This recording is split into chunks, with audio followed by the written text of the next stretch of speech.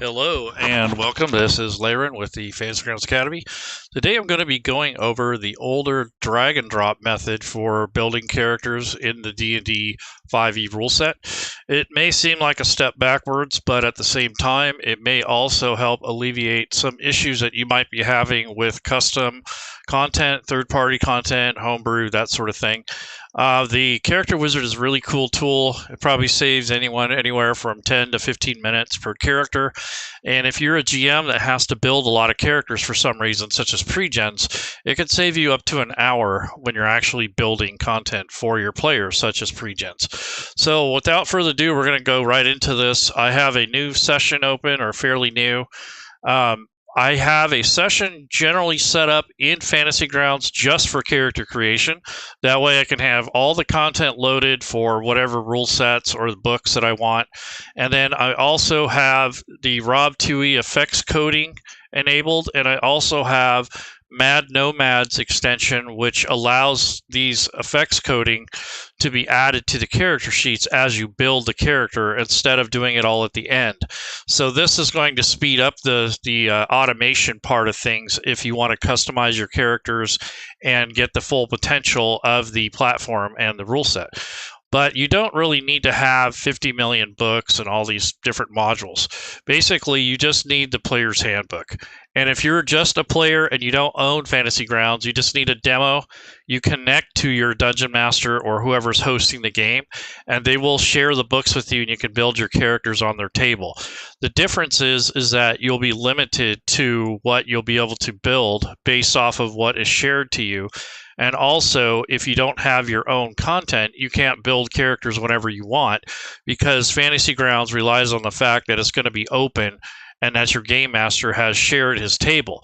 He can leave it up and running to allow those that need to create characters later, but there again, it's not a permanent hosted solution such as a website which can host the sessions like Roll20 or Foundry.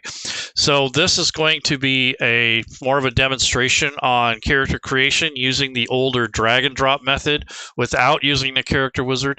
I think eventually this drag and drop method will go away, but until then, I will continue to use it occasionally if I have problems with the character wizard or if it needs some love or some fixing. So without further ado, let's start. So I have all my content loaded, and if you are a player, your GM has to share these with you and you have to load them. So if you go into the library and go to modules, and then you open up the activation button on the bottom left corner, this is where you can activate the modules that your GM or host has shared with you.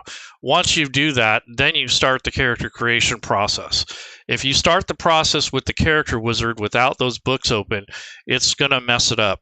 If you use the drag and drop method, you can still kind of get by, but it's better to have the books open while you're working on the characters so that it pulls from the correct books. And that assumes that you're going to use books other than the player's handbook, such as the Sword Coast Adventures Guide or the Monsters of the Multiverse. If I had a choice at which two books I would use for character creation, it would be the player's handbook and Monsters of the Multiverse. That covers a majority of what you're going to need. However, all these other ones, they offer backgrounds, different races, different rules and such for character creation. So Fizban's Player's Guide gives more information about the Dragonborn, for instance. Or if you want Wild Beyond the Witchlight, there's a couple new races in there and I think a couple backgrounds. So it just depends on what you're doing, what campaign setting you're in, and those sort of things. And when you get accustomed to using Fantasy Grounds and you get more proficient with it and you understand how it works more, then you can start building your own content and you don't need to have all the books. Initially, though, it helps to have the player's handbook. That's the bottom line. So I'm going to go ahead and close the modules. And over here on the right in the play area, let me expand this so it's not collapsed.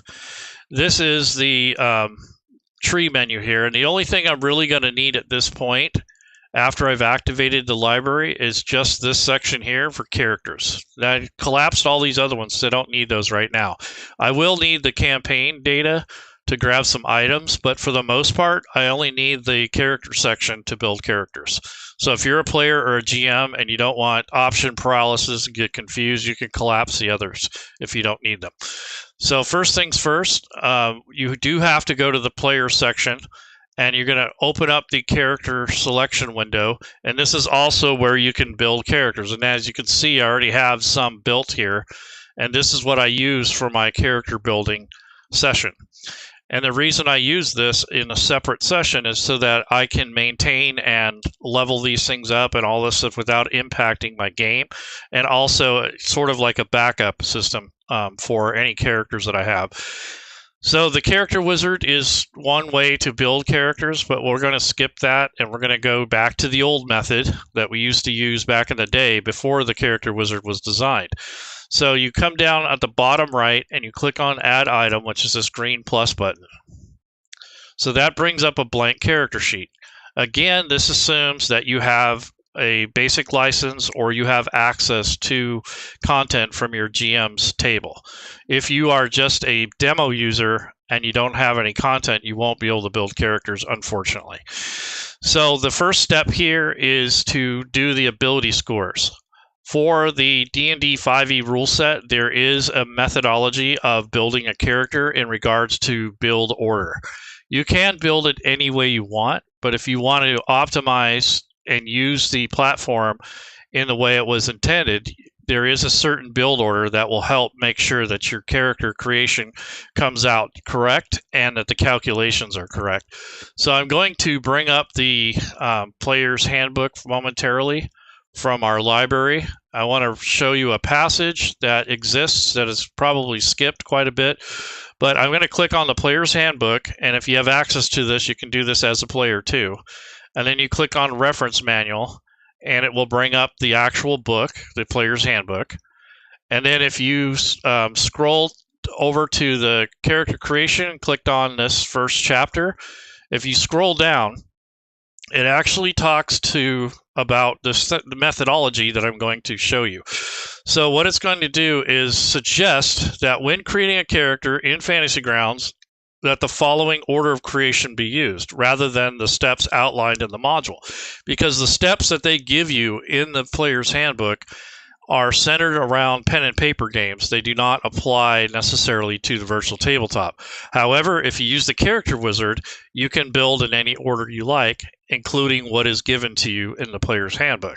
If you're going to do this manual method in Fantasy Grounds, this is the old tried and true method, and this will also allow you to build characters with third-party content or homebrew such, so that it doesn't confuse you and it doesn't give you errors and problems. So it says here that you can add the ability scores, you can add the race, the background, and the class. So I have an acronym A.B.R.C, which is A Battle Ready Character. This one kind of contradicts that. It says to add the race, then the background.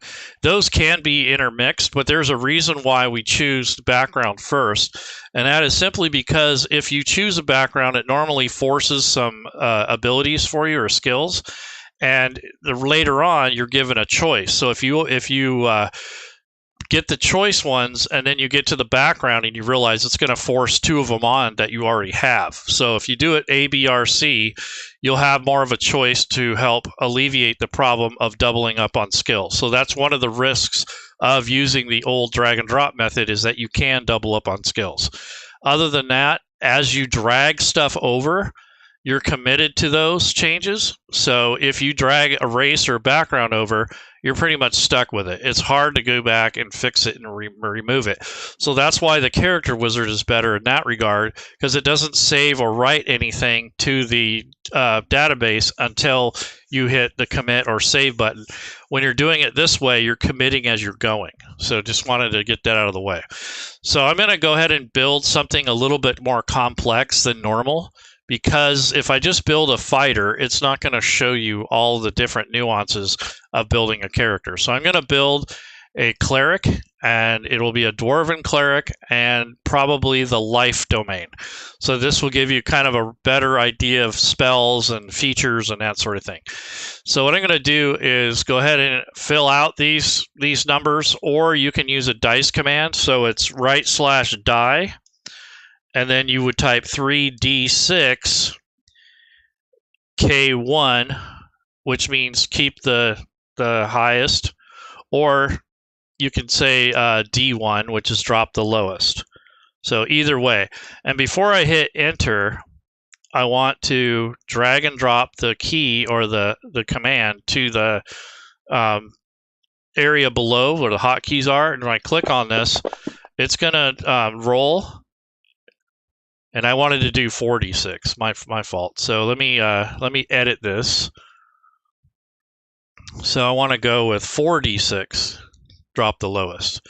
So you can do that. So you can do right/die 4d6 d1, which is a dice command, and that gives you the ability to roll as a string instead of doing it manually every time.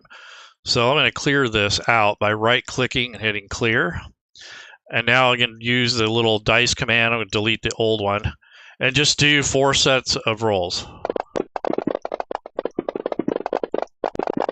So there's 6 altogether. So you see I got some interesting things here. So I got a 16, an 11, and you can just drag these numbers up into the ability score area. So if you wanted to, you could just drag and drop these up there. So I'm going to take the 16 and drag that up to my wisdom, since I'm going to be a cleric. And then I'd probably take this 14 and probably put it in strength. And then the 7, probably just put that in my charisma as my dump stat. The 11 I will put in the con area, I believe. And I'll leave the intelligence as 10. And then I have another 11 that I can use, which will go into... I'll actually put 11 in the con and 10 in intelligence. So you can do it that way, or you can just hand enter them.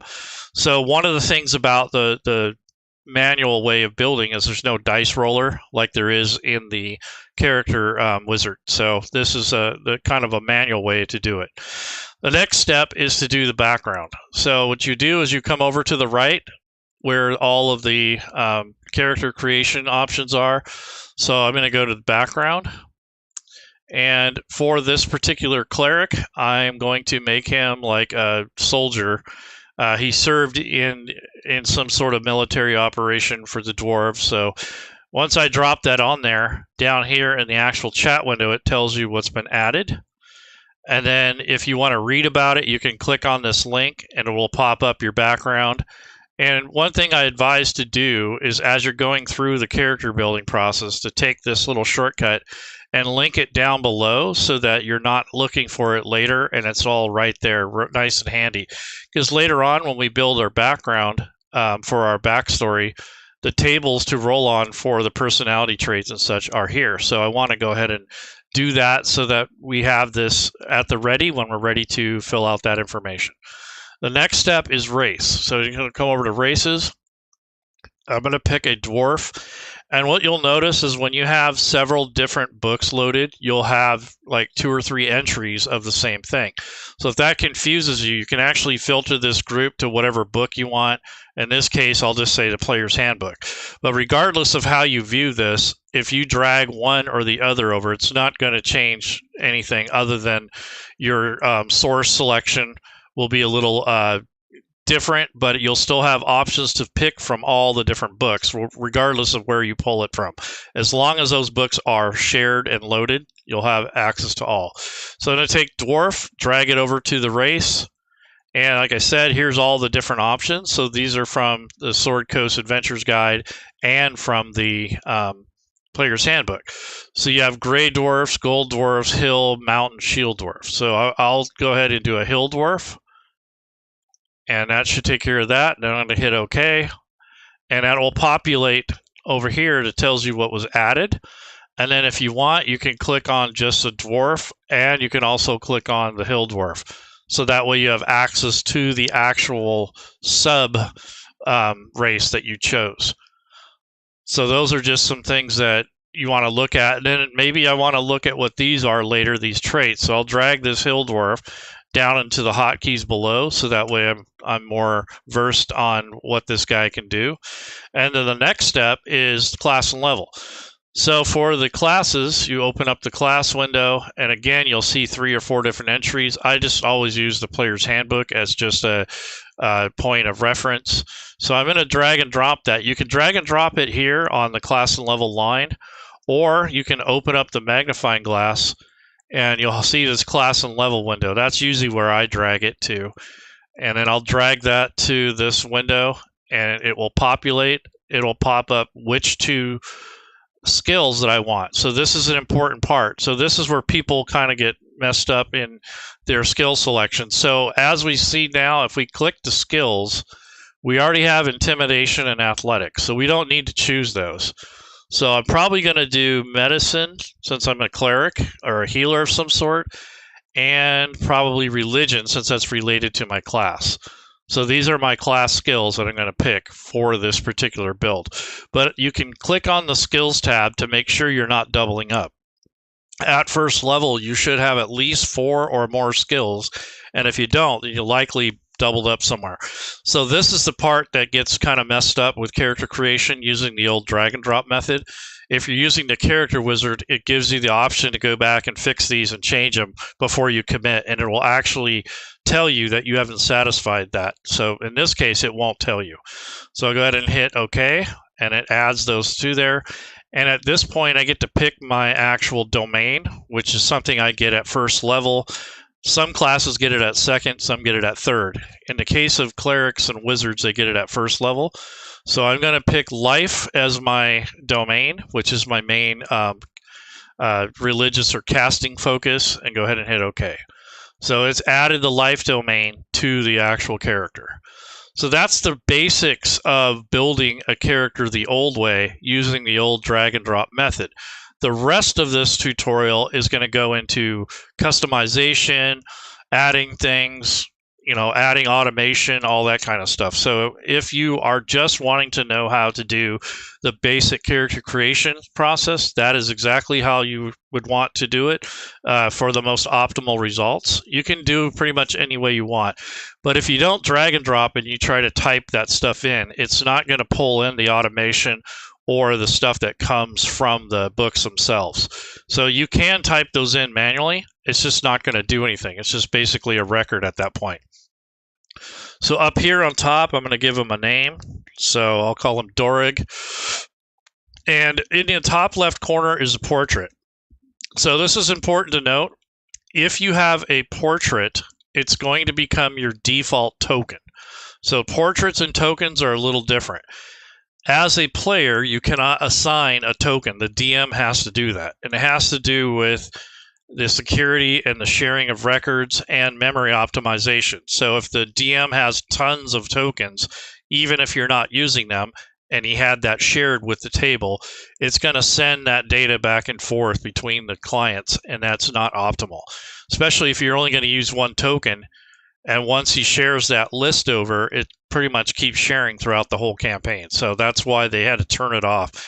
At one point, players were able to assign their own tokens. So this is going to be just a basic click, single click. And then if you have a library or your GM has a library, you can pick from any of these. So I'm going to go with the FG Fantasy, which is where a majority of the included backgrounds are portraits. So that this is going to be where you would select those. You can import your own, but you need to put them in your Fantasy Grounds folder in the back end for portraits. If you put them in there, you'll be able to access them easier through the interface, or you'll have to navigate to that folder. So I'm going to go ahead and select some dwarf type guy. So I'm going to do this one here.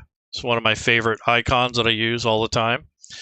And that's pretty much it. I mean, you've selected your character, you have your background, your race, and your class, and anything that is attached, such as the skills, they were already added.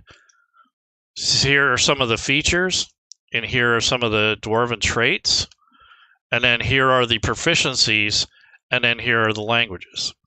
So there are some caveats that come along with building characters. Not every single thing is added or automated. So you have to either pursue and look into those or play as is, and either way works. So if you want more automation or your GM wants a little less work, he can try to set these up and help you do that. Or if you know what you're doing, you can create your own. It just depends on what your needs are and what rule system you're using. So in this case, this is a DnD5e rule set. So one of the things I do as a player and a GM is I will open up these features and read them before I even go any further. So this allows me, this bonus proficiency says when you choose this domain at first level, you gain proficiency with heavy armor. Normally, clerics do not have proficiency to heavy armor. So they have light armor, medium, and shields. So I'm going to add this here. I put a comma and I'm going to type this in. So now they're proficient with heavy armor. And a lot of this is not apparent or documented anywhere, so you have to get used to the rule set and to Fantasy Grounds and how they have limitations, and then they have some things are already included, some things aren't. So it really depends on what your needs are. So this is the first thing that I took care of. So if I take care of that, I'll put it over here on the right. So Disciple of Life gives me a bonus to my spells for healing. They become more effective because of my domain being the life domain. So your big thing is to preserve life. So whenever you use a first level spell or higher to restore hit points, the creature will gain additional hit points equal to 2 plus your spell level. So if it's a first level spell, it'll give you a +3 bonus. So I'm going to set this aside because I'm going to have to figure out how I want to implement that in my spells and the spell casting. So the Divine Domain just talks about the domain feature and where you can choose them and what they mean and when they increase. So these are just kind of a general information. So this one I don't really need it right now, but this Disciple of Life, I'm going to be using that. So I'll keep that here. So life domain spells are something that you will be able to pick for bonus spells. So I'll leave that here. So when I do my spell information, I'll know which spells. So at first level, I get Cure Wounds and Bless, which will make it so that these don't count against my prepared spells, and they'll always be prepared. It still takes spell slots, but at least they're part of your existing list before you move on to new levels or anything new like that. The next thing I'm going to do is bring down the military rank, which really is more of a roleplay feature, and it's not something I need to deal with now, but on my background there was something to do with your rank and what you were before you left the military or for your active duty. And then spellcasting just defines the spellcasting feature. So I'm going to go ahead and move this over to the right. And then down under traits, resilience, toughness, stone cutting, and tool proficiency, this is your racial content. So Dwarven combat training gives me proficiency in battle axe, hand axe, light hammer, and warhammer. So battle axe and warhammer are not simple weapons. So I'm going to add that to this list.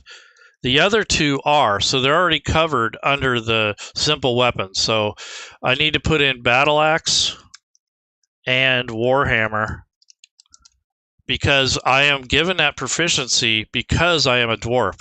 So your race traits or your species, whatever they call it now, is going to override the class restrictions. So if you have, for instance, like elves, if you're an elven cleric, you'll still be able to use blades and bows because you're trained with those as an elf. So those are things that actually override the base restrictions of a class.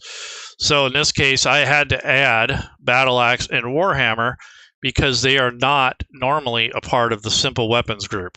And if you want to know what those are, when you go into the campaign data on the right and go to items, up here is a filter. If you click on weapons, this gives you an idea what simple melee weapons are and what the others are.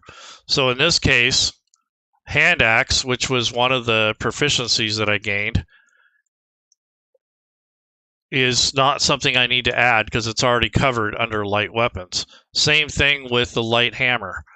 The light hammer is already covered in this particular module. So it's right here. But when you get into, and there's the simple ranged weapons, but when you get into the other more advanced weapons, these are more martial type weapons. So those two, the Warhammer and the Battle Axe, I added manually because those don't normally come in the simple weapons category. So I've already taken care of that, so I'll close that. So I'm just systematically going down this list and seeing which stuff I have and then seeing what stuff I got to deal with.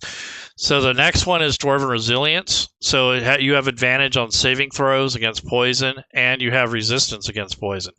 So we're going to go ahead and keep this here because we're going to add this later as automation because it's not automatically calculated until you add it to your character in the combat tracker.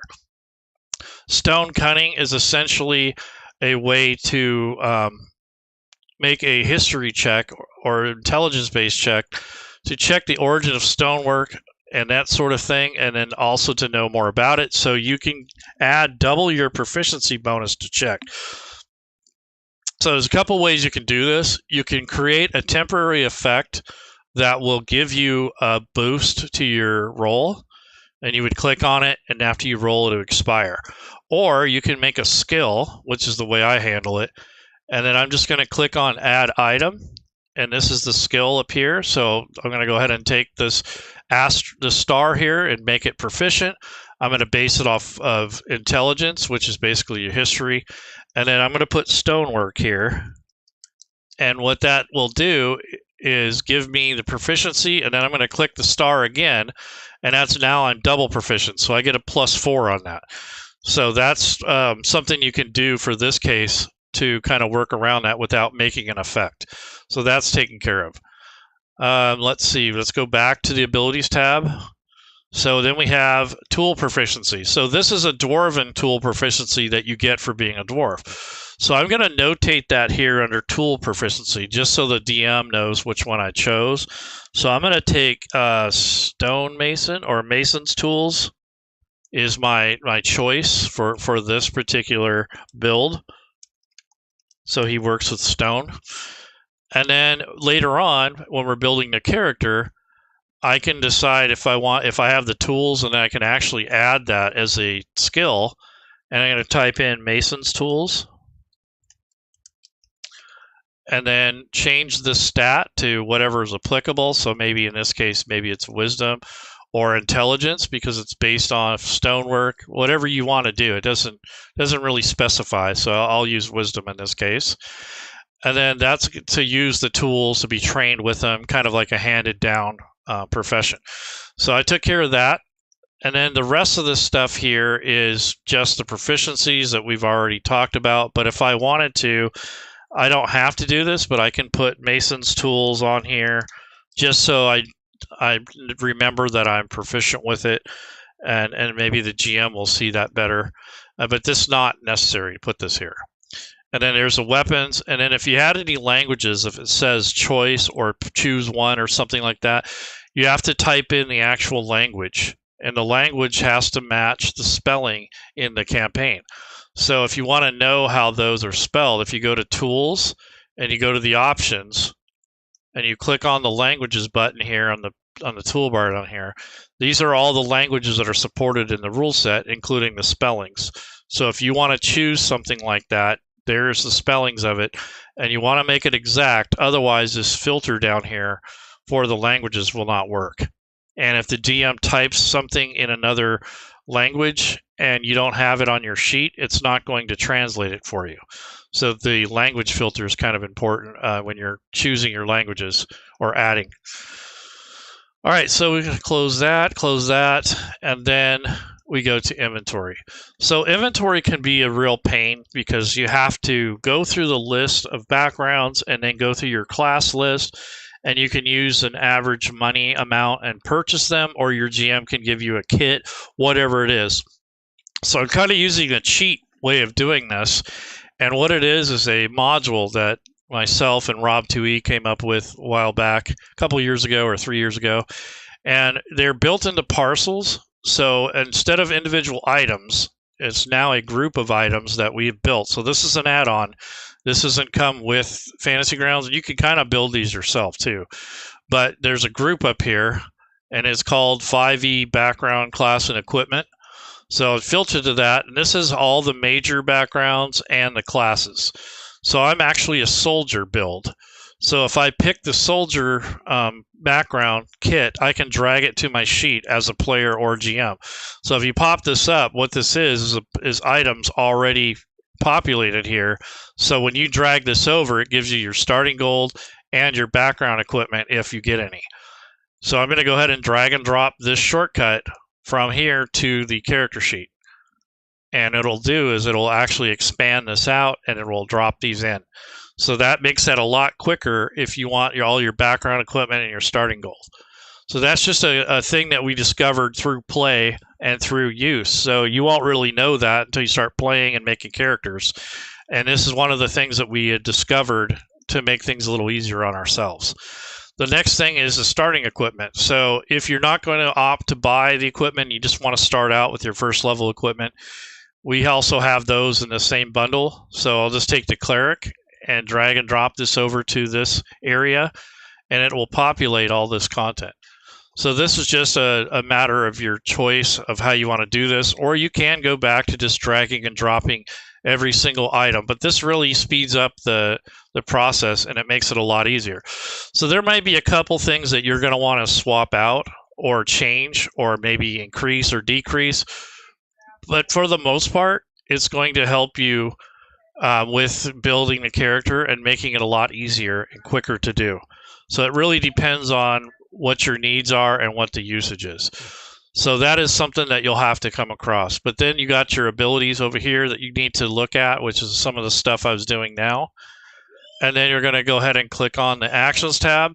And this is where all the magic happens. So if you're going to build a character, once you have some of this automation in here, which is being added automatically, by the way, because of the add-ons that I've used, it really makes this a lot quicker.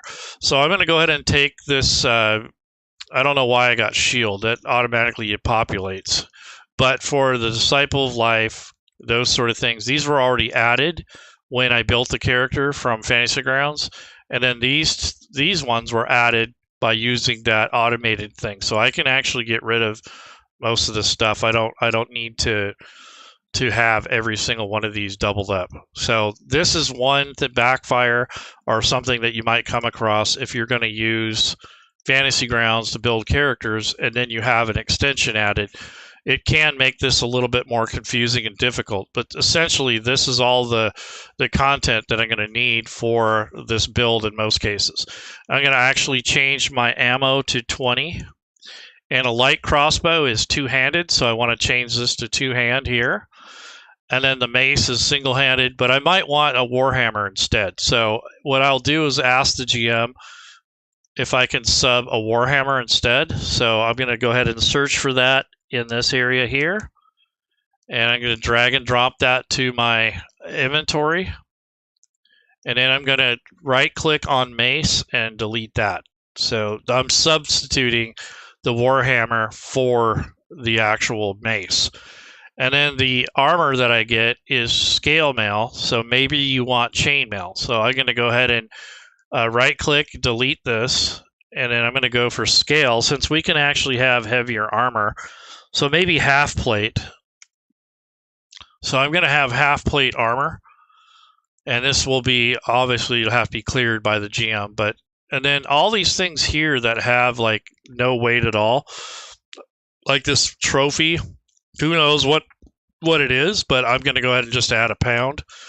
And then for the dice, I'll do 0.1, so it'd just be a really minute amount of weight. And then for the half plate, I need to make sure it's enabled, which it is. And then I have a shield, which is also equipped. So that affects or impacts your armor class bonus. So when you open this up, you'll see that 5 was added from the half plate, 2 from the shield. The maximum dexterity bonus I can get is 2, but in this case I don't have a good enough dex, so it doesn't matter. So this is just some of the things that you will go through when you're building your character.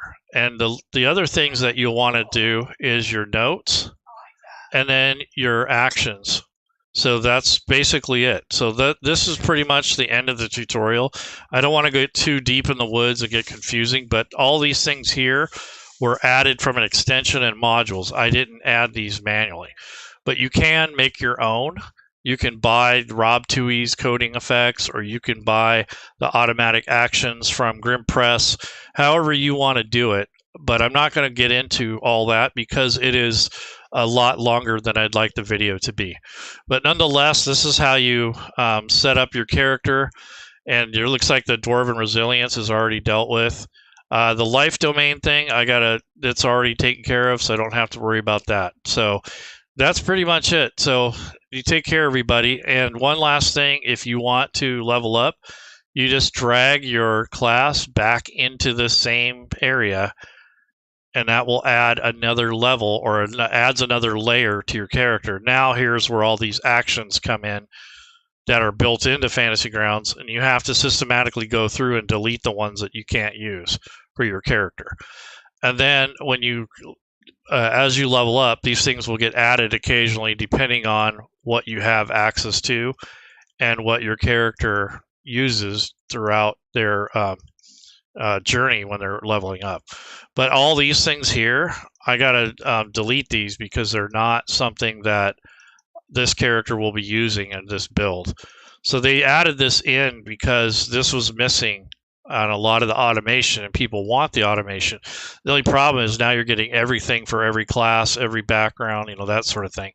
So I'll leave that Disciple of Life because I want that. And then I want Turn Undead. And those are probably the only two things that I would keep in this situation. So take care, everyone. Have a good day, and we'll see you around. Happy gaming. And don't forget that this weekend coming up is Founders Day weekend, so if you haven't signed up for an event or game, do so on Warhorn. And we'll also be having some guests to talk about. We got a map seminar. We got